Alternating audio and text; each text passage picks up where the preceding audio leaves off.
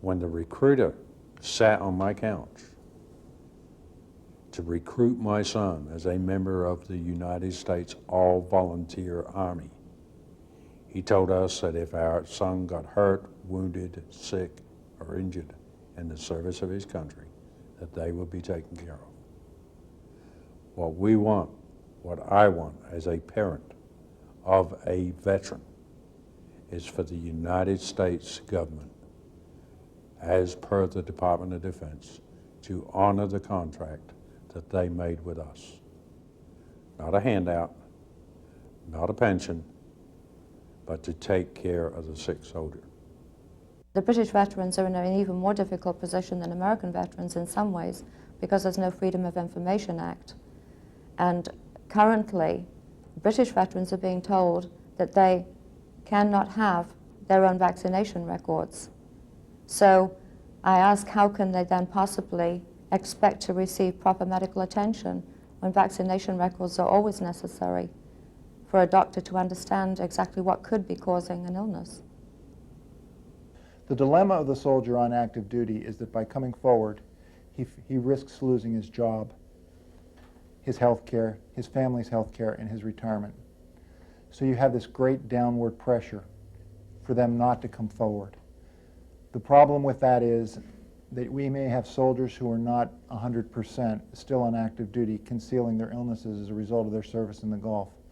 Not because they want to conceal it, but because the military won't recognize these illnesses as a result of their service, and that their only option is to be forced out for not being capable of performing their duties. How extensive is the cover-up? The Regal report essentially accuses the Department of Defense of lying to the American public and condemns it for abandoning the servicemen who are willing to die for their country. Senator Regal referred to the heartlessness and irresponsibility of the military bureaucracy, concluding there is no more serious crime than a cover-up of facts that could facilitate the diagnosis and treatment of sick U.S. veterans. We need much more candor from the DOD and the VA and the CIA, a lot more candor. And it's gotten to the point now where this may sound a bit harsh, but some heads need to roll. Because I really believe that all three, to various degrees, have participated in a cover-up that has resulted in the bad health of many of our heroes who served there, and has resulted in the death of some of them. And the longer it takes for us to resolve this issue and unravel this puzzle and solve this mystery, the more illnesses we're going to see and the more deaths we're going to see. So we're at that point now where it's almost criminal, the lack of cooperation we've received from various government agencies. Well, we clearly have a state of denial underway on the part of most of the executive branch. The Pentagon doesn't want to deal with this for a lot of political reasons and military reasons. If they have to admit that they exposed 250,000 of their own troops as a result of bombing these facilities, Desert Storm is no longer this quick, clean win that Colin Powell has tried to make it out to be. Secondly, if they have to admit that the Iraqis actually used these weapons even once, we didn't respond to that. It means deterrence failed.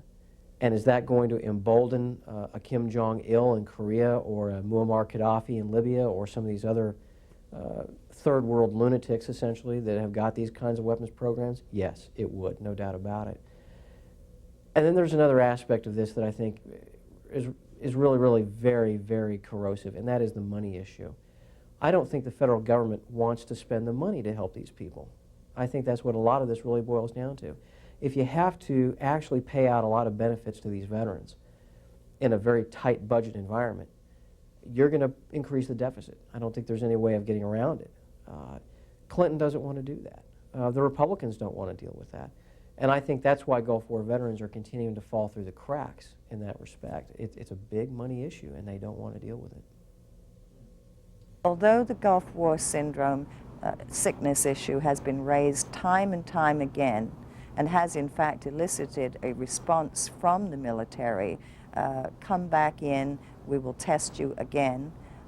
Nevertheless, there are no answers forthcoming. and in fact no documentation for the most part. So we're faced with a situation of sick people, now also wives and children, as well as the members of the military themselves, who go in and have blood drawn, wait upon test results coming back, so with the hope that they can finally know what's wrong with them, only to be told that nothing was found. And when they ask for a hard copy of the lab results, it's not forthcoming. These blood tests are taken over and over and over again. What are they doing with all this blood? Where is it? Where are these hard copy test results? Another type of testing that appears to be going on is spinal taps. As one example, a vet who's very ill, with whom I'm familiar and speak quite frequently, has now had 28 spinal taps done and was scheduled for a 29th. What is this about? Why are spinal taps being taken? It obviously is not helping him regarding any sort of evaluation as to what's wrong with him. He continues to worsen. What sort of readings might they be taking from these spinal taps? Well, as far as the veterans are concerned, I think that a lot of the private medical research that's currently underway is going to help give us the solution to a lot of these medical problems that the veterans are suffering from. As far as holding officials accountable, in large measure, that's going to be up to the Congress of the United States. The big question that I have right now is, are they going to step up to the plate, issue subpoenas, hold meaningful hearings that will really do something to hold people accountable? Because there have been some criminal acts committed in all of this. Trying to reclassify information is a criminal act. Trying to intimidate veterans into silence, which the Pentagon has done, is a criminal act. That needs to be prosecuted, and the people responsible for it need to go to jail. I helped stamp and sign close to 1,000 medical records documenting those anthrax vaccines. And in many cases, they're not there now. People have no proof that they ever got those vaccines. And you ask me if there's a cover-up? Nah, no cover-up. Right. It just doesn't make sense to me. Those kinds of things that I saw there as a healthcare provider, I mean, if I tampered with a medical record in the state of Delaware, I could lose my license, go to jail, be civilly sued. I mean, I could be hung out to dry. But somebody else tampers with medical records and it's okay? That just doesn't make sense to me.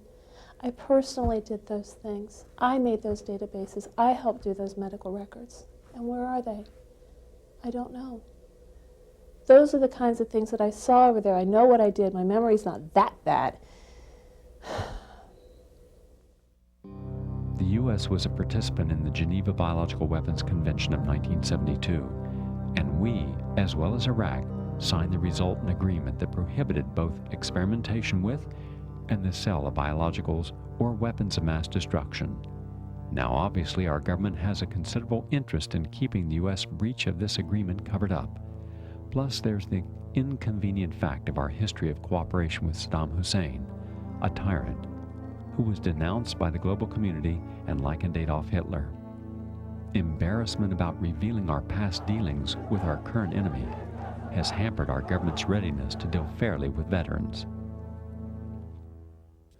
Once we had begun that investigation, the Pentagon immediately reacted negatively to what we had to say, and although the evidence seemed to be overwhelming that this did occur, the Pentagon began to take an intransigent position.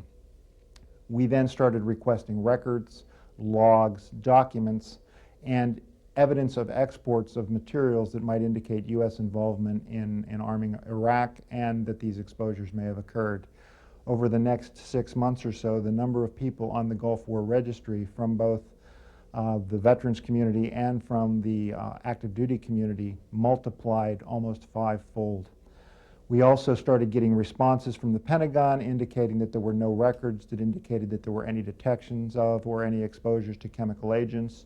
And we knew at that point that they were lying because we had documents in hand that we had gotten from many sources that indicated that these did in fact occur. In fact, there were public press accounts that detections had occurred, that both the Czechs and the French had detected chemical agents, and that many of these agents were being attributed to the fallout from the bombing of the Iraqi chemical weapons research, production, and storage infrastructure.